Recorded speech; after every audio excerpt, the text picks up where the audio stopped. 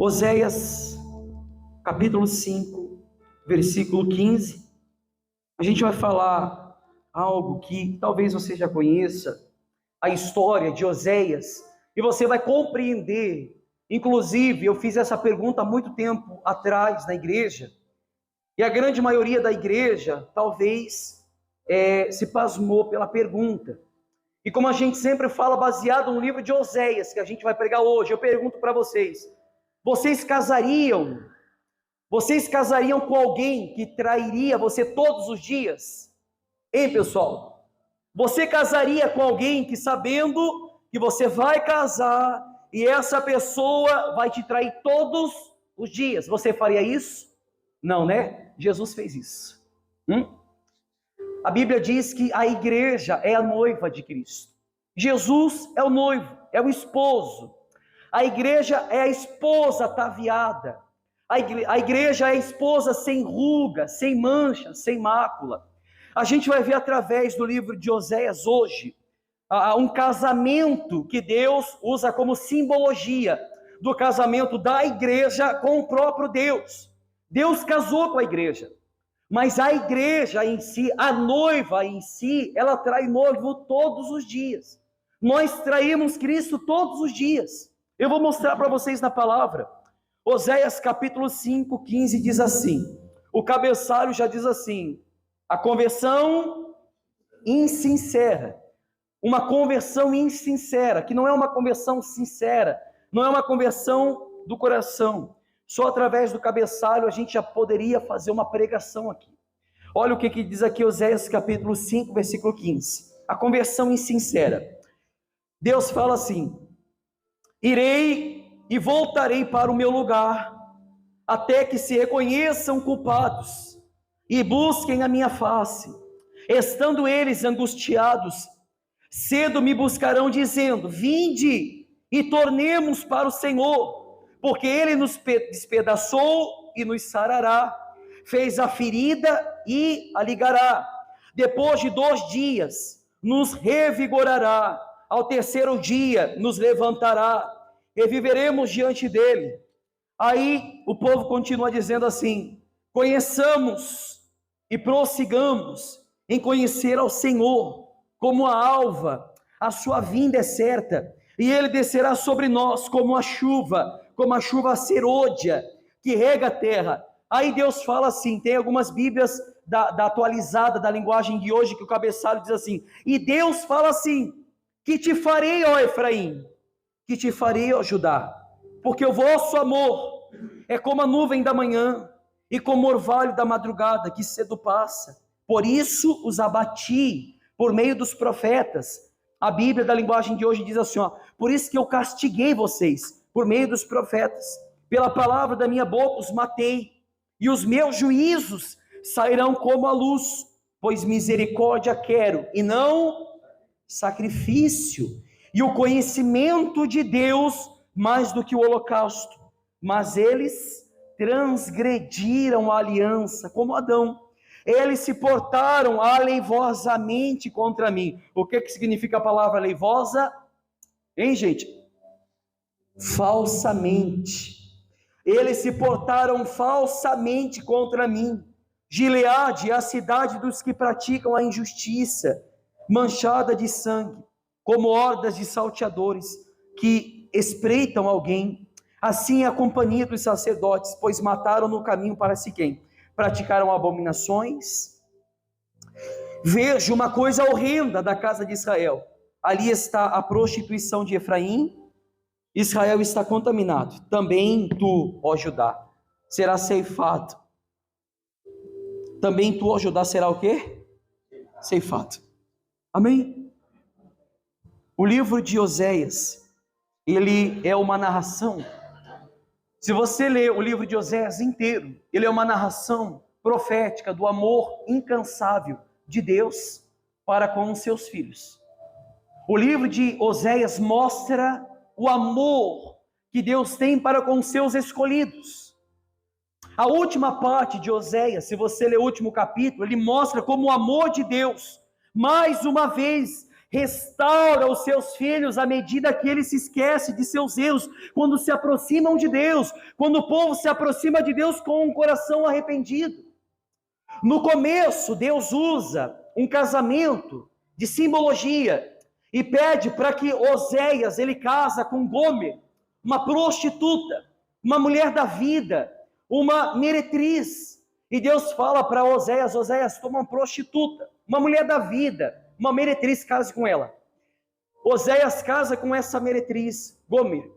E Gomer e Oséias, eles têm 3 filhos. Primeiro filho, Jezreel. Segundo filho, Lohami. Terceiro filho, Lohuama. Significado dos nomes de Lohami e Lohuama. A palavra de Deus diz que Deus não há mais de se compadecer do seu povo. Deus não mais se compadece, não vai ser mais favorável ao seu povo. Lohami significa não povo meu. Se a gente olhar a simbologia do casamento de Oséias com uma prostituta, Deus está mostrando: Oséias, assim é o povo de Israel diante da lei, da aliança que eu fiz com eles.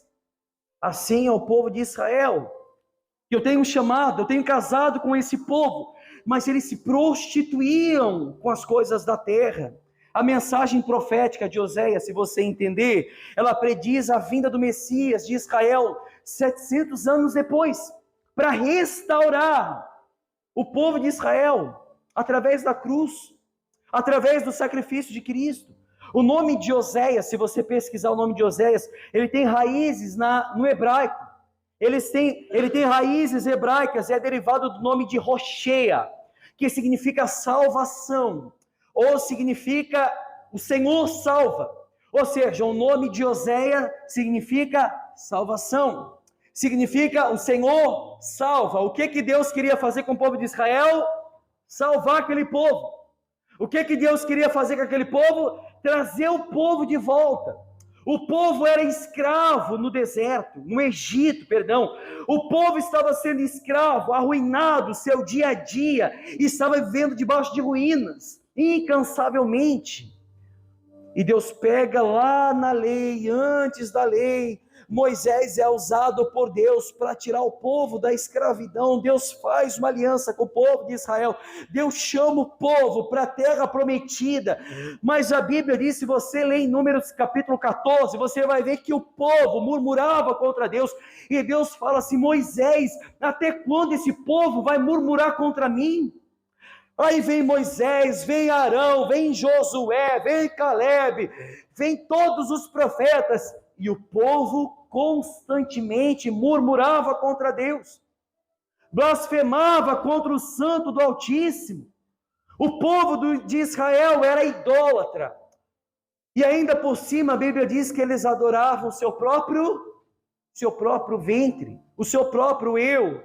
O tema central do livro de Oséias é a quebra da aliança por parte de Israel. Se você vê o tema central do livro de Israel, mostra a quebra da aliança que Israel quebrou diante da promessa que Deus tinha feito com eles. Deus fez uma aliança com o seu povo. Quando os redimiu do Egito na escravidão, ali foi feita uma aliança. Essa aliança foi estabelecida no Monte Sinai, no deserto. Foi estabelecida com Moisés no tempo em que o Senhor achou Israel, como diz o próprio livro de Oséias, no capítulo 9, achou Israel como uvas no deserto, e como as primícias da figueira nova. Deus fala isso em Oséias capítulo 9, versículo 10, que achou Israel como uvas no deserto, como figueiras novas. Ali Deus tomou Israel sobre as suas asas. Ali Deus amou a Israel e chamou o povo pelo nome familiar de meu filho. No livro de Oséias, capítulo 11, versículo 1 mesmo diz que Deus chamou a Efraim, chamou a Israel, chamou e os amou e chamou de meu filho. Deus chamou Israel de filho, porém Israel se afastou de Deus. Israel se afastou do seu Salvador. E quanto mais Deus chamava, mais o povo se afastava, se distanciava dele. Oséias capítulo 11, versículo 2 fala isso. Quanto mais eu chamava, mais ele se afastava, mais ele se distanciava. O povo caiu em grande pecado. O povo de Israel tem se arruinado diante da aliança que Deus fez com ele. Quebraram a aliança que Deus fizera tão graciosamente com aquele povo. Oséias descreve o pecado de Israel em grandes detalhes. Grandes detalhes. O povo quebrava continuamente os mandamentos do decálogo. Você pode ver no livro de Oséias capítulo 1, no Oséias capítulo 1, eles continuamente, diariamente, todos os dias, eles quebravam os mandamentos primordial da lei de Deus, que eram os mandamentos do decálogo. Deus acusa Israel pela quebra dos mandamentos e diz que tem uma acusação para fazer contra o povo de Israel. Oséias, pela parte de Deus, diz: escutem, israelitas, o que Deus está dizendo. Não há sinceridade dentro de vocês, não há bondade em vocês, e ninguém nesse lugar quer saber de Deus. Juram falsamente, vocês mentem, vocês matam, vocês roubam, vocês cometem adultério, vocês estão se desviando daquilo que o próprio Deus deixou como a lei. Por isso que o povo de Israel estava quebrando a lei, o decálogo, os principais: não matarás, não roubarás, não proferás falsos testemunhos, honrará pai e mãe, não cobiçarás a mulher do próximo. Ou seja, tudo isso, as coisas aparentemente mais simples, o povo de Israel estava pecando contra a lei de Deus. Essa é uma ilustração dolorosa da quebra do relacionamento deles, da aliança que foi infeliz entre Oséias e Gomer. Se você ler no capítulo 1, 3 em diante, vai mostrar essa aliança que Deus fez com o povo de Israel, usando uma meretriz. Ela se mostrou infiel. Ela se mostrou infiel a seu marido. Ou seja, Israel se mostrou infiel ao seu Deus. E o profeta ensina que esse desvio era análogo à infidelidade de Israel a seu marido, que é o Senhor. Ou seja, análogo, semelhante. Oséias está falando assim, a semelhança do meu casamento com Gomer é a semelhança do casamento da igreja com o próprio Deus. Deus pede para que Oséias lhe dê todo o amor para Gomer. Deus pede para que Oséias se compadeça de Gomer, mesmo sabendo que Gomer saía com seus amantes. Deus fala para Oséias: se compadece de Gomer. Imagina comigo Gomer, ou imagina comigo o profeta Oséias, casado com uma prostituta, tendo ali Jezreel, tendo ali Lo-Ami, tendo ali Lo-Ruama, os seus 3 filhos estando dentro de casa, quando a própria mãe saía para se prostituir com homens na rua. Deus falava para Oséias: se compadece dela. É esse o significado do casamento de Deus com a igreja. Por mais que nós se desviamos dos santos do Altíssimo, por mais que se desviamos do trono da graça de Deus, por mais que caímos do poder da graça, ainda a Bíblia diz que as misericórdias do Senhor se renovam cada manhã. A Bíblia diz que assim como há uma distância do céu e da terra, assim a misericórdia do Senhor. A Bíblia diz em Lamentações que as causas de nós não sermos consumidos é a misericórdia de Deus. A profecia de Oséias não somente define os pecados de Israel, como também adverte sobre o julgamento iminente por causa desses pecados. Você pode ler em Oséias 5:9. A natureza do julgamento é dupla. Ou seja, a terra de Israel seria desolada. O povo de Israel, os habitantes de Israel seriam levados ao exílio. Sofreriam o amargor da ira, da cólera de Deus por ter quebrado seus mandamentos. Ou seja, Oséias capítulo 5, versículo 13, fala que o povo sofreria amargamente sobre a desolação que viria sobre Israel, e eles seriam levados ao exílio, sofreriam a culpa de ter quebrado a aliança com seu Deus. Se a gente olhar no Novo Testamento, Oséias é lembrado de forma proeminente como profeta de Rechede. O que significa isso? Ou seja, profeta de misericórdia.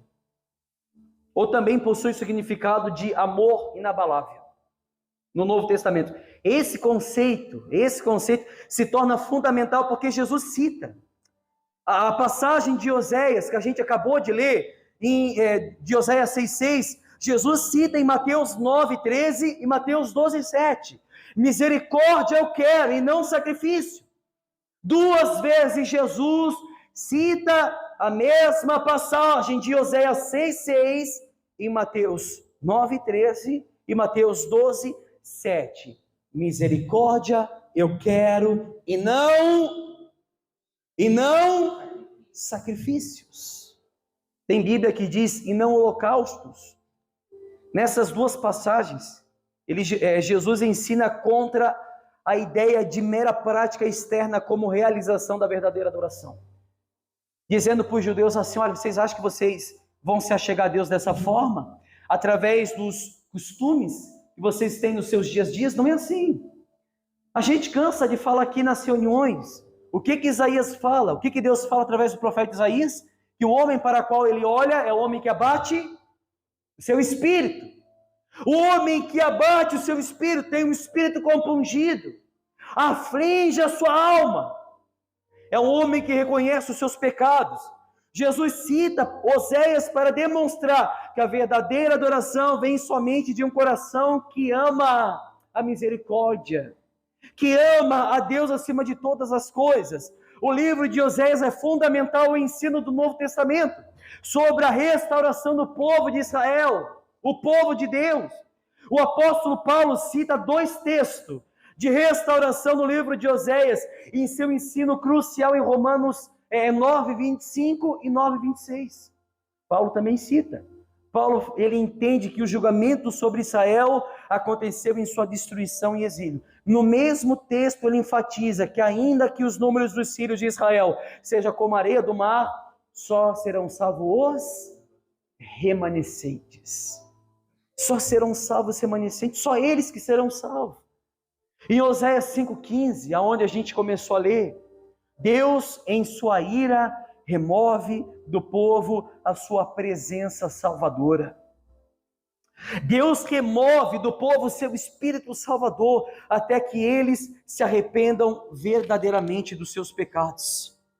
O povo de Israel, em Oséias 6,3 diziam, você pode ver que na sua Bíblia diz assim, conheçamos ao Senhor e prossigamos em conhecê-lo, ou não é? O povo de Israel dizia, vamos nos dedicar mais ao Senhor e cada vez mais, tão certo como nasce o sol do dia, Ele virá e irá nos ajudar. O povo de Israel falava, porém, o Senhor lhe dá o Senhor, Deus de Israel, Ele que feriu, Ele que vai dar o livramento, Ele vai unir as ligaduras. Ou seja, o povo de Israel estava confiante que da mesma maneira que Deus dispersou eles, Deus iria fazer o quê? Curar suas feridas. Mas Deus lhe dá uma contraproposta. Como a gente acabou de ler, Deus fala assim, isso é tão forte que eu estava lendo para minha esposa, antes de ontem, e Deus fala através de Oséias, fala para o povo assim, o que eu vou fazer com vocês, Israel? O que eu vou fazer com vocês, ó Judá? O que eu vou fazer com vocês, ó Efraim? Porque o amor de vocês é tão passageiro, como a cerração ao nascer do sol, como o orvalho que seca logo de manhã. Deus estava falando assim, o que eu vou fazer com vocês? O amor de vocês é tão ralo, A conversão de vocês é tão insincera que o amor de vocês dura um pouco de tempo. É igual a serração, quando vocês acordam, olham para a luz do dia, vê aquele nevoeiro, vê aquela nuvem tampando a estrada, tampando o seu dia. Por um momento ela aparece, depois ela desaparece. Deus compara o amor do seu povo dessa mesma maneira. E Deus fala: o que eu vou fazer com vocês? Já viu aquele pai, aquela mãe que fala para o filho assim: meu Deus, o que eu vou fazer com esse rapaz? É ou não é? Eu não sei mais o que eu faço com ele. Porque a Bíblia diz que quanto mais Deus chamava, mais eles se afastavam do Criador. Mais eles se afastavam de Deus. Deus fala assim: eu quero que vocês me amam mais, e não me ofereçam sacrifício não. Em vez de vocês trazer ofertas queimadas, eu prefiro que vocês me obedeçam. Deus falava, porque o povo judeu, eles acham assim: vamos continuar nas leis cerimoniais, dentro do templo, os utensílios do templo, fazer o sacrifício. E Deus fala assim: não é isso que eu quero não. Eu quero que vocês me obedeçam, eu quero que vocês amam a minha palavra, eu quero que vocês retornem para mim. Se voltares, ó Israel, sim voltarás, e não andarás mais vagueando. O que diz Oséias 14? A causa que vocês caíram é o seu pecado. Israel caiu pelo pecado. Ou seja, o pecado de Israel tem atribuído a sua queda. As pessoas caem hoje pelo pecado, por causa do pecado. E a gente coloca a culpa em todo mundo. Volta a Israel para o Senhor teu Deus, porque pelos seus pecados tens caído. Oséias capítulo 14 fala isso. Ou seja, o pecado que nós cometemos diariamente é o que inflama a natureza do Espírito e nos afasta do nosso Criador. Você pode ver que não foi Deus que se afastou de Israel, foi o povo de Israel que se afastou. Quando você orar, escute o que eu vou falar para vocês. Quando você orar e você falar assim: meu Deus, parece que Deus se afastou de mim, lembre-se, não foi Deus que se afastou de vocês não, foi vocês que se afastaram dele. Vocês que se afastaram. A palavra mesmo fala isso. Ou seja, o povo de Israel se afastou de Deus. Olha a simbologia que Deus usa, um casamento com uma meretriz. Nós traímos Cristo todo dia, pelos pensamentos maliciosos, pelas nossas palavras de baixo escalão, pelas palavras ociosas. Nós traímos Cristo todo dia, pelos nossos desejos, pelos nossos interesses, meu Deus. O casamento que Deus tem com a igreja no tempo de Israel é a mesma que Ele tem hoje. A aliança que Deus fez com Israel no passado era a mesma sombra que voltou e se concretizou em Cristo.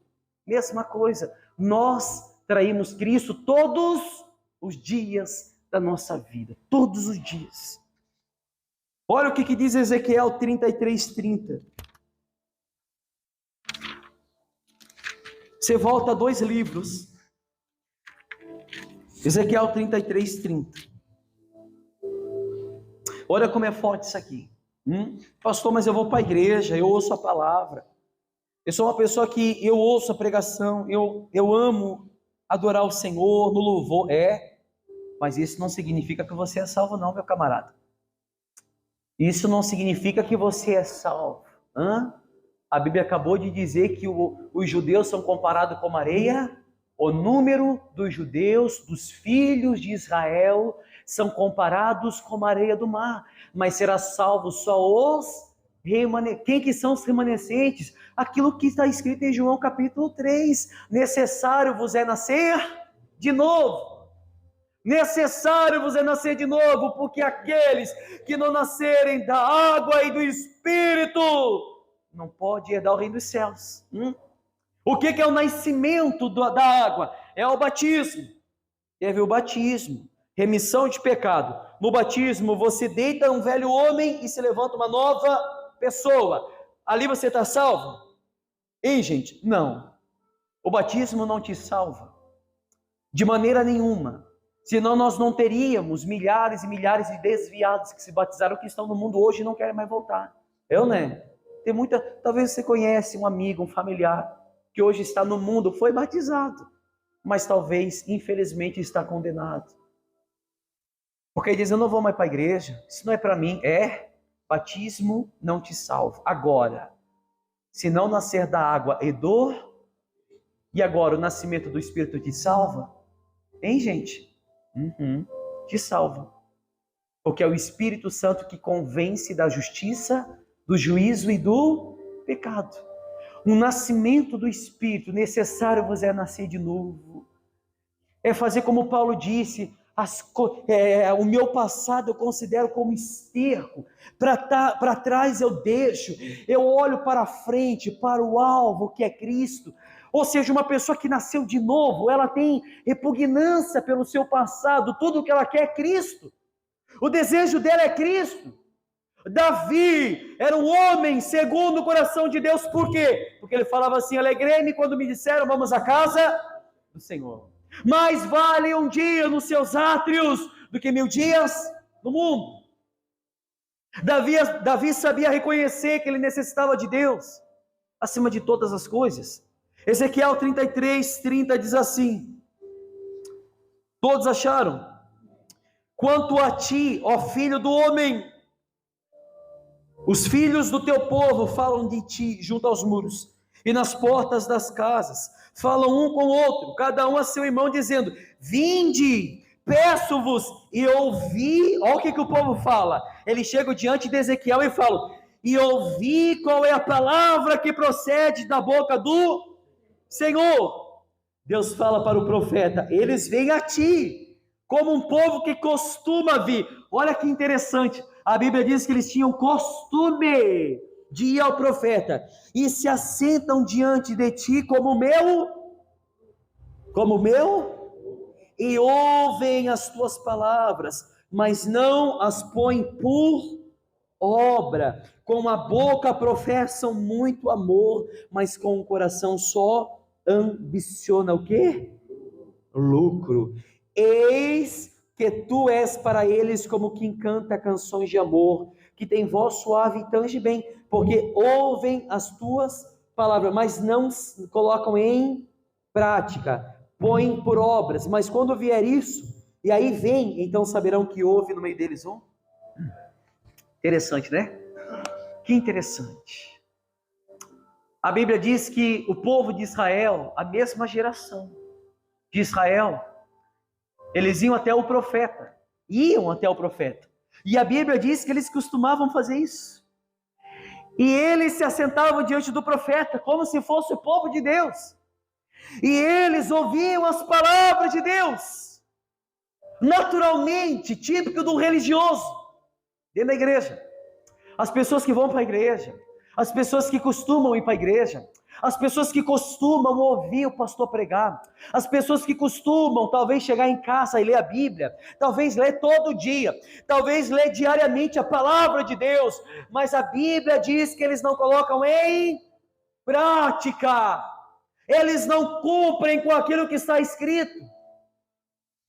A Bíblia diz assim, o homem que ouve a palavra de Deus, porém não coloca em prática, é considerado aquele que edificou a casa sobre areia. Vem vento forte, vem tempestade, vem tudo e derruba aquela casa. Porém o homem que ouviu a palavra do Senhor e as colocou em prática, esse eu assemelho como o homem que edificou a casa sobre a rocha. Veio vento forte, veio tempestade, e a casa não caiu, porque estava edificada sobre a rocha. Quem que é a rocha, meu Deus?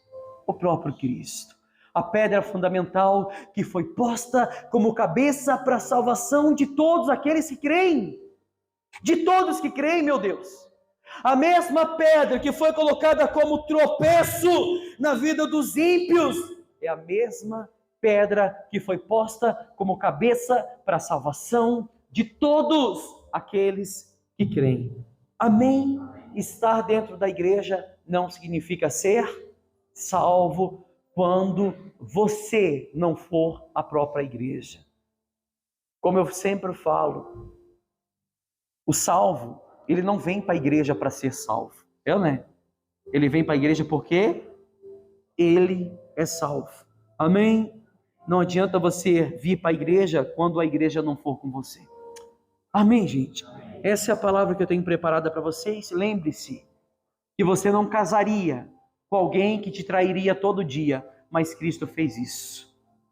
Vamos reatar essa aliança novamente com Cristo. Amém? A aliança foi posta. E nós estamos diante da ceia do Senhor agora, diante da Santa Ceia. E a Santa Ceia é um dos maiores sacramentos da igreja, que a própria palavra de Deus diz que aquele que não bebe do sangue, não come do corpo, não tem parte com ele. Então, o sacramento, a aliança que Cristo fez na cruz com o seu povo através da ceia, é um momento único que nós estamos reatando a nossa aliança com Cristo. Pastor, eu não vou participar porque ainda eu tenho uns pecados pendentes. Então procure se consertar com seu Deus. Procure se consertar com seu Deus. A Bíblia diz: louco, essa noite pedirão a sua alma. O que tens preparado e para quem? E para quem será? Essa noite pedirão a sua alma. Não na noite que vem, não na próxima noite, não daqui a um ano, não essa noite. Vão pedir a sua alma. O que você tem preparado? O que você preparou para Ele? Você sabe a sua caminhada, você sabe o que você tem feito, meu Deus. Só você sabe. Pastor, eu preciso aproveitar mais um pouco. Cuidado. Tiago diz: o que é a vida do homem? A não ser um vapor, uma fumaça, uma neblina que logo aparece depois desaparece, depois some. Você não sabe o que pode proceder amanhã. Então se conserte hoje. Se conserte agora. Não seja ignorante. Não seja soberbo ao ponto de achar: eu não preciso disso. Você que acha que você não precisa.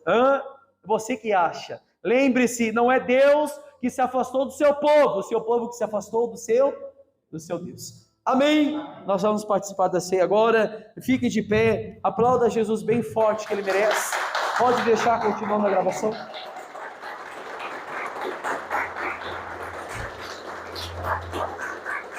Por gentileza, faça uma fila no canto da igreja. Nós vamos abençoar a Santa Ceia. Já foi abençoada, mas nós vamos abençoar. Pastor, eu quero participar da ceia.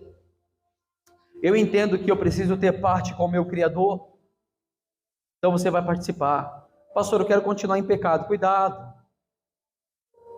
A Bíblia diz em Oséias capítulo 14, que a gente acabou de ler: converte-te ao Senhor teu Deus, ó Israel, porque pelos teus pecados tens caído.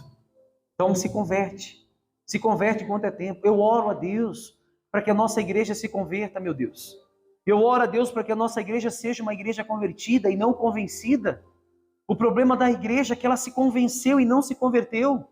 O problema da igreja hoje é que hoje ela vai participar da ceia e amanhã vai viver uma vida como se nada tivesse acontecido, meu Deus. Como se nada tivesse acontecido. Esse é o problema da igreja de hoje em dia. Não reconhece mais erro e pecado. Ela não consegue nivelar a distância que ela está do seu Criador. Ela acha que por estar dentro da igreja ela já é salva, mas não. Te garanto que não. Amém? Estende as suas mãos para a ceia nesse momento. Já foi abençoado pelos obreiros, pelo auxiliar. Nós vamos abençoar mais uma vez, complementar na oração. Feche os seus olhos, ó Deus de Israel, o Deus Todo-Poderoso, o Deus que ama os seus filhos. E nós olhamos através da tua palavra nessa noite, meu Pai, que o Senhor chamou a Efraim, chamou a Judá, chamou a Israel. E a tua palavra diz que quanto mais o Senhor chamava, mais eles se afastavam de ti. Ah, meu Pai, nós queremos estar em ti, meu Deus, e ser achado em ti. Paulo mesmo fala, ser achado nele.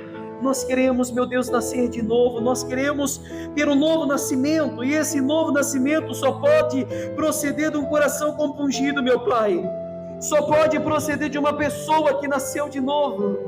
Ah, meu amigo e minha amiga, você não pode ver Deus se você não nascer de novo. Você não pode ver o seu Criador se você não nasceu da água e do Espírito. Ah, meu Pai, enche-nos com a tua palavra, enche-nos, meu Deus, com o teu evangelho, enche-nos com o teu Espírito Santo.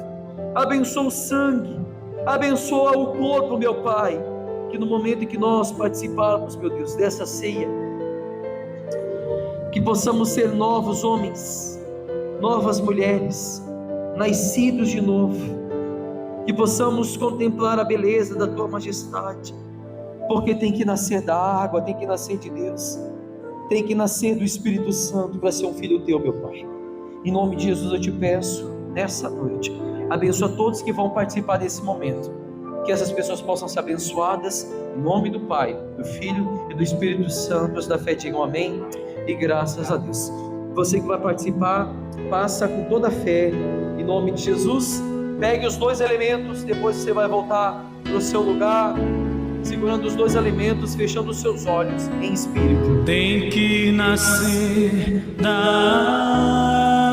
água, tem que nascer de Deus, tem que nascer de Deus, tem que nascer do Espírito Santo, para ser um filho de Deus. Tem que nascer da água, tem que nascer de Deus, tem que nascer do Espírito Santo, para ser um filho de Deus.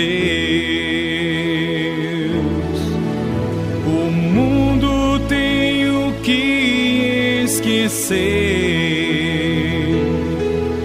a velha vida abandonar. Tenho que olhar para Cristo, orar também, vigiar. Tenho que obedecê-lo em tudo. Tenho que crer na palavra, ser fiel a Jesus até o fim da estrada. Tem que nascer da água, tem que nascer de Deus, tem que nascer do Espírito Santo, para ser um filho de Deus. Tem que nascer da água, tem que nascer de Deus, tem que nascer do Espírito Santo, para ser um filho de Deus. O mundo tem o que esquecer, a velha vida abandonar. Tenho que olhar para Cristo, orar também, vigiar. Tenho que obedecê-lo em tudo. Tenho que crer na palavra, ser fiel a Jesus até o fim da estrada. Tem que nascer da água,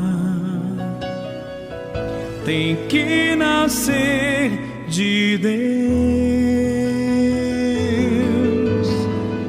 tem que nascer do Espírito Santo para ser um filho de Deus.